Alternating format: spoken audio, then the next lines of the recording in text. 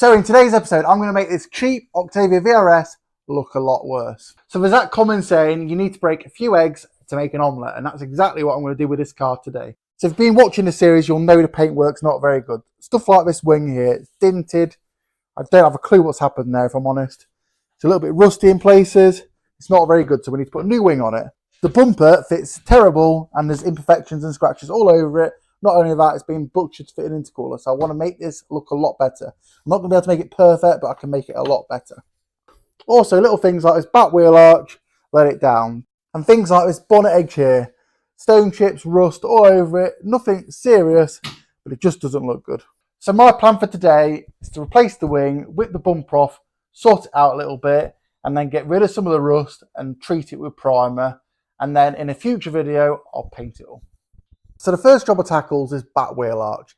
Now, although it is rusty, it's surface rust. So these are basically stone chips which have been left and they've gone rusty and spidered under the paint. It's not gone rusty from the back. It's not rusty from the inside out. So I can basically take the top of this off with a DA sander. I start with some 120 grit, work up the grits to about 400. I mask up as I go along just to stop everything from getting scratched. Once I'm happy with it, I use some spot repair primer. Now this is absolutely perfect for stuff like this. Lets you blow it back in nicely and it doesn't tend to react with the base coat or anything like that or the lacquer, which some primers do. Once I'm happy with the coverage, I demask and then move on to cleaning the door shuts because I didn't mask these off very well in the first place. So I'll just use a bit of panel wipe just to clean these off and then remask the original line for the stone chip and blow it back in with some Gravitex type aerosol. I let that dry for about 10 minutes and then demask, and I think that looks loads better. Obviously it still needs painting white, but so much fresher already. Really pleased with that. So while the wheel's off, I just spend a little bit of time on the back brakes just to make them look a little bit better and give them a bit of a refresh like I did on the front caliper in a previous video. So I've been doing YouTube now for a couple of years solidly and I absolutely love it. So I thought I'd go to the next level now and open an Instagram account, a Facebook account and a TikTok account dedicated to the page. So if you haven't already, go follow them. And for extra points, if you can just comment on my last post saying YouTube, then I'll know exactly where you've come from. Thanks guys, and I appreciate all your support you've given me over the last couple of years. So it's 24 hours later, the caliper's dry, so I put it back on. Now, as I've said loads of times already, this car is not getting restored, it's just getting refreshed. Hence why I haven't done the most amazing job, but they still look good.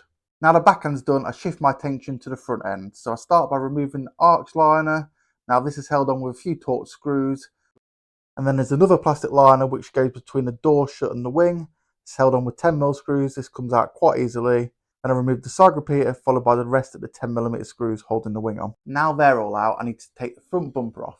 Now this is really easy on these Mark 1 Octavias. You pull the trim off which goes all the way around. Then there's a couple of screws behind each corner and a few screws across the top and then a couple of screws underneath. Really simple and it just pulls out. Now if you watch the reveal video of this car when I got it, I did say that the carpet was sodden and I think I found the problem. So this grommet here, which goes into the A-pillar, wasn't fitted. Now in theory, the rain could just run straight down and fill the carpet. Now it did seem predominantly wet on the driver's side. Now I'm fairly confident this is where the water was coming in from. So what I've done, I've clipped it all back together and popped it back inside. Now hopefully that will fix the problem. I then turn my attention to taking the headlights out. Now these come out so easily compared to modern Octavias. Such a shame they've gone backwards in my opinion. You'll notice here the original wiring is being extended. I'm assuming this is for where the headlight flash was when it was a police car. So I'm going to rectify that and put it all back to standard. I then take the other side wheel off, allowing me to get the arch liner out so I can finish pulling the bumper off. I noticed the brake pipe grommet going into the chassis leg wasn't fitted as well, so I pushed that in at the same time. I then slide out the front bumper, I place it on the floor and remove the other headlight. Now the wiring on the back of this isn't the prettiest, I do need to sort this out, but I can do that another time. So now we've got the inner arch and all the rest of it stripped, I can get to this wing. Now there's a dent in this wing here, as you can see. Now it's nothing terrible, but because I can get to the back of it, I should be able to panel beat a lot of that out and hopefully not need any filler or very little filler. There's a little bit of rust on the wing as well, but it's not that bad. A lot of it will stand out. And like I said, I'm going for a refresh on this car, not a full restoration, so it doesn't have to be absolutely perfect. Right, see what we can do with this. So I start by using a hammer and dolly, but I quickly realise it's not going to work with the wing on. So I use a sanding block just to show up exactly where the dent is, because I'm not the best at feeling it yet. And as you can see from sanding it down just quickly, you can really see where the dint is. I fully removed the wing so I can access the dint much better with the dolly. I then continued to sand just to make sure it feels okay. And once I'm happy with it, I apply a thin skim of dolphin glaze. Now this is like a really fine filler putty. So next thing I want to do is take all the boost pipes off the intercooler because I'm going to paint them. And I'm also going to clean up the silicone hoses and just recut a few of them because they're not cut the best. Maybe change some of the clips because they don't look the best. And just titivate a little bit under the bonnet. I'm also going to paint this front slam panel. Again, I'm not going to do a perfect concourse job, but I'm going to clean the top up the best I can, primer it, satin black aerosol, just to make it look a bit nicer, and I'll paint the inlet manifold as well while I'm at it. So, right, let's start taking all this stuff off. So guys, if you watched the first video, you'll know this car has the whole turbo flutter kind of noise. Now, I've done a bit of research, and I believe that there should be a recirc valve that goes in this intake here. And there isn't, basically. I think it should go into this hard pipe here and then go in here. There's obviously this here, this pipe here, what's not really doing anything. Not sure if that should do it. No idea, but I'm not happy. It's not quite right. There's also a bleed valve, which again isn't right. I think this is the N75 valve or the boost controller. So I believe them pipes should go into the boost controller instead of the bleed valve, which will obviously control the turbo pressure properly. Now, it does seem to run okay, so I don't want to mess with it, but when I get it on the road, I'm going to try disconnecting this and putting all this back to standard and just see what it goes like, because it might lose some performance, but it might run better. It might just run better anyway. Who knows? So if I'm wrong, let me know in the comments. If I'm right, let me know in the comments. I'd like to know. So yeah, I think there should be a recirc valve from there to there. I think this is the boost controller. I think that vents into the low pressure side of the turbo. That goes to the turbo actuator, and that goes to the high pressure side of the turbo. Correct me if I'm wrong. So another question I've got, will it matter if I leave the recirc valve off? Bearing in mind, I'm not going to be in loads of miles. Now, some people claim it knackers the turbo because it stalls them. Other people say that's a load of rubbish and it's a bit of an internet myth. So if you've got any first-hand experience from this, please let me know.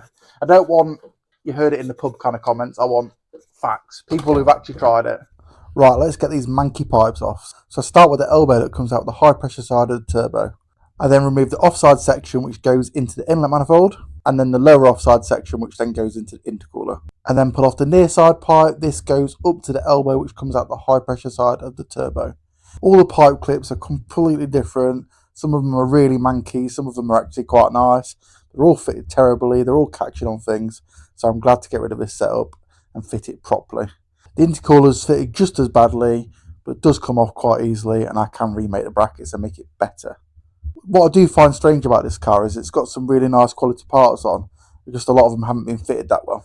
So now all the turbo pipe work and intercoolers are removed, I can turn my attention to the front end. Now this front panel is very rusty and really does let the engine bay down. So basically I start by wire wheeling it, then using some 60 grit on a sander because it was quite corroded, followed by 120, 240, 320 until I get it as clean as possible. I do have to do some of the awkward areas by hand, but I think it was worth the effort. Right, so it's sanded, looking a lot better. I've quickly degreased it. Now I'm going to mask everything up a little bit, just loosely. It doesn't have to be absolutely perfect. And I can start priming. So I cover the big areas with some rag, and then I go around the intricate areas with some masking tape. A little bit rough, but trust me, it's going to look a lot better. And then panel white the panel, primer it, heat it up between coats, and give it a good couple of coats of black satin paint. So as you can see, slam panel's painted. I've just blown the inlet manifold back in as well, just to clean it up a little bit, and I've also rebuilt it, put some new fixings in, and just made it look a bit better. So this obviously was under the bonnet the worst looking bit because it was really rusty. I think it looks a lot better now, don't you? Next job is to remove the WRC tailgate spoiler. Now this might seem a bit random, but the paint job on it's terrible, so I want to get it off so I can paint it properly. Now back to the engine. Now this has got what I believe to be a bigger air mass meter fitted, and the reducer to reduce it to the normal pipe size was really restricting it because it also had a thick aluminium pipe wedged inside. So I decided to redo all this and put a bigger reducer in with a much better flowing pipe. I used a bit of old exhaust pipe to connect it up, and it just looks so much better already. If you look here, you'll see this is the aluminium pipe, what was wedged inside, and look at the difference between the aluminium pipe and the air mass meter. Massive difference, and that's definitely going to restrict it and hold it back. Now, as you can see, the breather's also bodged. Now, this has got a massive kink in it, so I don't think it was really doing its job, if I'm honest. And the hose clips, again, are terrible. They're all different, they're all too big, and they just looks awful. So we're going to get rid of that. We're going to trim down the breather slightly and make it fit properly. Just like that, and don't it look so much better for fitting properly and having new hose clips which actually fit. So that's most of the low pressure side done. There's still a couple of blanks which are being fitted, which aren't the best, which I need to square up. But for now, I could call that done. Back to the bodywork, I removed the grille along with the original blue light brackets and then removed the bonnet. This is held on with 4 Torx 40 bolts and then just lifts off. Nice and easy. Right, so all the body panels are now off. Next job, I want to start making these boost pipes and intercooler look a bit better. Now, they clearly were a good kit. They're just grubby and badly fitted. Like I said, hose clamps look terrible, just not great. So what I'm going to do, take them all to bits. I'm going to clean all the silicone joints. I'm going to replace the clamps. I'm going to paint these, prime them. I've already done this one. And then I'm going to wrap to the lot, so it's going to be like a textured black finish and just look a lot better and a bit stealthier, so you're not going to see it so much. Because as you can see, that is absolutely massive. Probably a bit overkill, really, but looks cool anyway.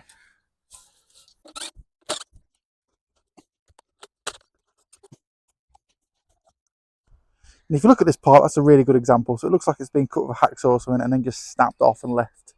Really rough, so I'm going to neaten that up, just make it look better. There's about 3 or 4 different styles of hose pipe clips. Some are better than others, some are actually really nice, some are actually really rusty and not very nice. So I remove them all, pull out the map sensors. This is held on with a couple of M6 bolts, and then I trim up the badly cut aluminium boost pipes. Then it's just a case of keying everything up with some Abranet cloth. I use 320 followed by 400, then I use a bit of red Scotch-Brite.